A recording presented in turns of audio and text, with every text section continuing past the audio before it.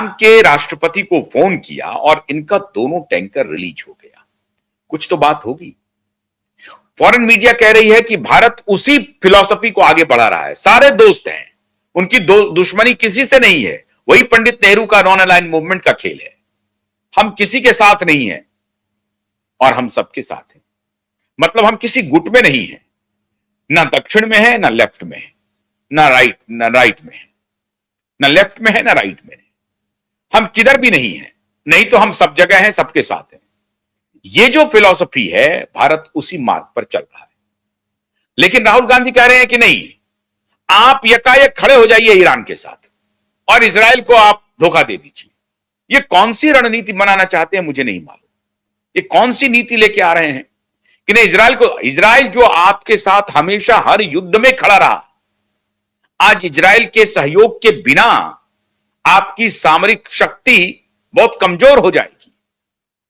लेकिन आप इजराइल को धक्का देने में लगे हुए हैं। अमेरिका की तो बात समझ में आती है, लेकिन इजराइल को क्यों धक्का देने में लगे? इसलिए धक्का देने में लगे हैं कि वहां आपका नैरेटिव थोड़ा सा सूट कर रहा है। आपके वोट बैंक को थोड़ा सा कंसोलिडेशन का आपका खेल चल रहा है। ये चलता रहेगा आपका। लेकिन अब जरा उस नैरेटिव को कैसे काउंटर कर रहे हैं मोदी, जरा वो देखिए। अगर मोदी रसिया की यात्रा करते हैं तो राहुल गांधी का जो वो वोट बैंक है जिसके ऊपर वो दावा कर रहे हैं, है कि नहीं है कहना मुश्किल है, वो वोट बैंक रसिया को बड़ी इज्जत करता है। रसिया को इज्जत करता है। क्यों इज्जत करता है? क्योंकि वो अमेरिका के खिलाफ खड़ा है और इजराइल के भी समर्थन में पूरी तरह से खड़ा नहीं है। रसिया एक ऐसा देश है, जैसे ही हमला हुआ खमेनी के ऊपर, सार्वजनिक रूप से पुतिन ने कहा कि यह बहुत ही गलत हुआ है। चाइना ने भी सोच समझ करके बोला, लेकिन रसिया खुलेआम बोला कि यह बहुत ही गलत हुआ है, ईरान के ऊपर हमला नहीं होना चाहिए, यह गुंडागर्दी है अमेरिका की, खुल करके बोला। और उधर रसिया ईरान को अंदर खाने पूरी तरह से समर्थन कर रहा है। कहानी यह है। चाइना भी समर्थन कर रहा है। जानकारी इस बात की है डोनाल्ड ट्रंप को। अब डोनाल्ड ट्रंप चूंकि फंस गए हैं ईरान युद्ध में, पूरी तरह से फंस गए हैं। अमेरिका, मैंने कहा ना कि अमेरिका अगर इस युद्ध को और एस्केलेट किया तो यह तबाही की कगार पर खड़ा है। तबाही हो जाएगा अमेरिका। यह अमेरिकी साम्राज्य खत्म होने वाला है। और तभी मेरा एक शो था, आपने देखा होगा कि जब मैंने कहा कि ईरान ने तारीख लिख दी है अमेरिका के खात्मे की। अमेरिका उस तरफ धीरे धीरे बढ़ रहा है। और डोनाल्ड ट्रंप, मुझे तो लगता है कि निक्सन जैसे कहीं इंपीच ना हो जाए। याद कीजिए 1970 में, 70-71 का दौर को, जब वियतनाम में इनकी जबरदस्त हार हुई थी और उसके बाद क्या हुआ था निक्सन के साथ। वही स्थिति डोनाल्ड ट्रंप की होने वाली है। अगर डोनाल्ड ट्रंप ने खुद को नहीं संभाला तो अमेरिका में इंपीच हो सकते हैं। और ये उनका मिड टर्म ईयर है, मिड टर्म इलेक्शन ड्यू है अक्टूबर नवंबर में। तो ऐसी परिस्थिति में डोनाल्ड ट्रंप ने अपने पैर पर खुद ही कुल्हाड़ी मार ली है। बल्कि पैर कुल्हाड़ी पर ही पैर रख दिया है, मारा नहीं, उन्होंने कुल्हाड़ी पर ही पैर रख दिया। इंटेलिजेंस के लोग कह रहे हैं, डिफेंस के लोग कह रहे हैं कि ईरान आपके ऊपर कोई हमला नहीं करने जा रहा, आप खामखा ईरान पर हमला करके डिविएट करना चाहते हैं। क्या डिविएट करना चाहते हैं साहब? एप्स्टीन फाइल की गंदगी को डिविएट करना चाहते हैं।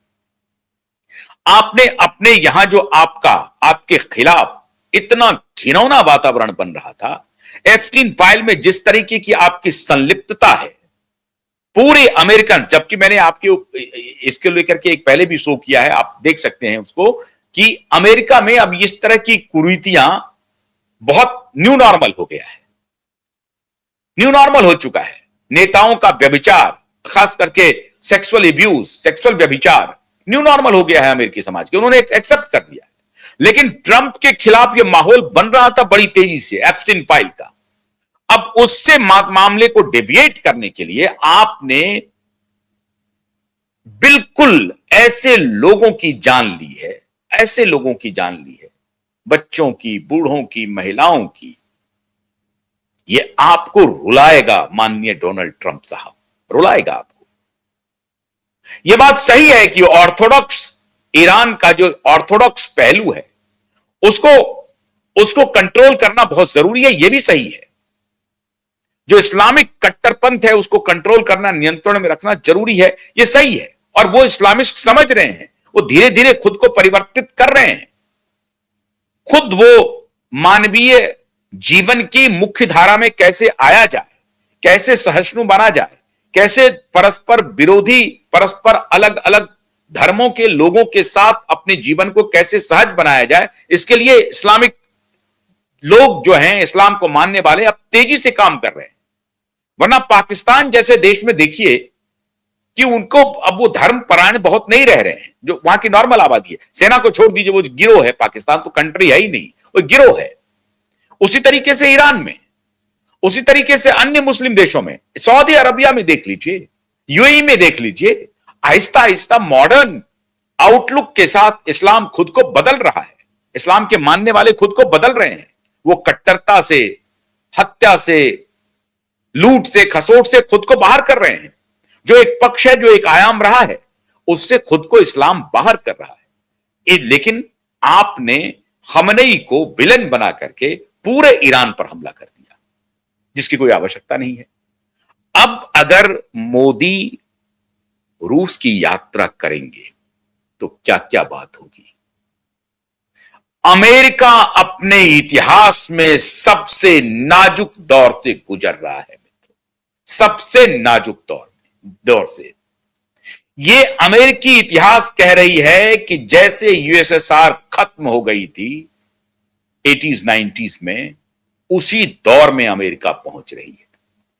अमेरिका की आर्थिक हालात बद से बदतर होते जा रहे हैं, सेनाओं पर खर्चे बढ़ते जा रहे हैं, और ये अमेरिका को एक बहुत बड़े दलदल में घसीटता जा रहा है। उस दलदल से अमेरिका का निकलना मुश्किल है। ऐसे समय में विपरीत पावर सेंटर के साथ भारत जैसे न्यूट्रल कंट्री को थोड़ी सी नजदीकी बढ़ाना अमेरिका के लिए खतरे की घंटी है। अब भारत डर नहीं रहा है, ना भारत को अमेरिका आंख दिखा सकता है। ये जो लोग कह रहे हैं ना कि हमने समझौता कर लिया, कंप्रोमाइज कर लिया, अमेरिका हमको ये कर देगा, अरे कुछ नहीं कर पाएगा अमेरिका। हां, तकनीकी रूप से हम उनके ऊपर डिपेंडेंट जरूर हैं, और ये काम किसने किया? पूर्ववर्ती सरकारों ने किया। इसकी जिम्मेदारी तो थोड़ी बहुत मोदी जी की भी है। 11 वर्ष में आपने कुछ भी नहीं किया। 11 वर्ष में आपको इंस्टीट्यूशनल चेंजेस करने चाहिए थे। कल मैं आगे में शो करने वाला हूं इसके ऊपर। जो अभी आप डरा रहे हैं ना पार्लियामेंट में, वो अच्छी बात नहीं है। आपने 11 वर्ष में कुछ भी नहीं किया है। आपने हमारी डिपेंडेंसी को और उनके ऊपर बढ़ा दिया और बढ़ा दिया। अब आपको उस दिशा में काम करना है। अगर आपको अमेरिका से दो दो हाथ करने हैं तो आज नहीं तो कल आपको अमेरिका से दो दो हाथ करने ही पड़ेंगे। वरना यह अमेरिका की इतनी बड़ी औकात कैसे हो जाएगी कि वो दिल्ली में आकर के एक वो रायसेना, वो इलीट ग्रुप का एक डायलॉग है, अंबानी का फाउंडेशन उसे ये करता है, ऑब्जर्वर फाउंडेशन। वो रायसेना डायलॉग के नाम से डायलॉग किया गया, जिसमें श्री श्री जयशंकर जी के सुपुत्र भी हैं। अब उस डायलॉग में आकर के अमेरिकी प्रतिनिधि कहता है कि हम वो गलती नहीं करेंगे जो चाइना के साथ किया था हमने। मतलब हमने चाइना को मदद किया, चाइना हमारी मदद से आगे बढ़ गया, और अब हम ही को आंख दिखा रहे हैं। हम अब हमें भारत को उस तरह से आगे नहीं बढ़ने दें। मतलब भारत के टैलेंट को हम रोकने की कोशिश करेंगे, उसको हम मदद नहीं पहुंचाएंगे। मत पहुंचाओ। भारत में जोहो नाम की कंपनी खड़ी हो रही है धीरे धीरे। अब आप देखते होंगे उनके एडवर्टीजमेंट को, वो धीरे धीरे पैर पसार रहा है।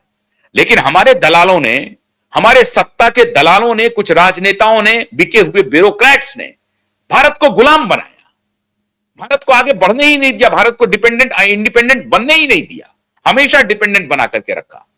और उसी टेक्नोलॉजी की हैकड़ी वो दिखा रहा है अमेरिका, जिसमें हमारे पास best of the best brain है। हम इंडिपेंडेंट तरीके से अपनी टेक्नोलॉजी के जरिए अपने को मजबूत कर सकते हैं, लेकिन हमने नहीं किया। ये सड़े हुए, गले हुए, भ्रष्ट, चरित्रहीन ब्यूरोक्रेट और चरित्रहीन नेताओं का खामियाजा हमारा देश भुगत रहा है। हमारे देश में सामर्थ्य की कमी नहीं है, हमारे देश में ज्ञान की कमी नहीं है, पुरुषार्थ की कमी नहीं है, लेकिन ये भ्रष्ट नेता और ये भ्रष्ट ब्यूरोक्रेट हमारे देश को लगातार गुलाम बनाए जा रहे हैं। ये हमारे जनमानस को सोचना पड़ेगा। लेकिन अभी अगर मोदी रसिया की यात्रा कर रहे हैं तो उम्मीद कीजिए कि वो सीधा सेट ट्रंप को दे रहे हैं, ट्रंप को दे रहे हैं और कह रहे हैं कि आप सचेत हो जाइए, नहीं तो ये ईरान आपको ले डूबेगा। बात होगी तो और बात बनेगी और बात चलेगी पुतिन के साथ, लंबी बात होगी। क्या क्या बात होगी? पुतिन ने कई मौकों पर भारत को बचाया है और खास तौर से संघाई में जिस तरीके से कहा गया कि व्यक्तिगत एहसान है मोदी के ऊपर पुतिन का।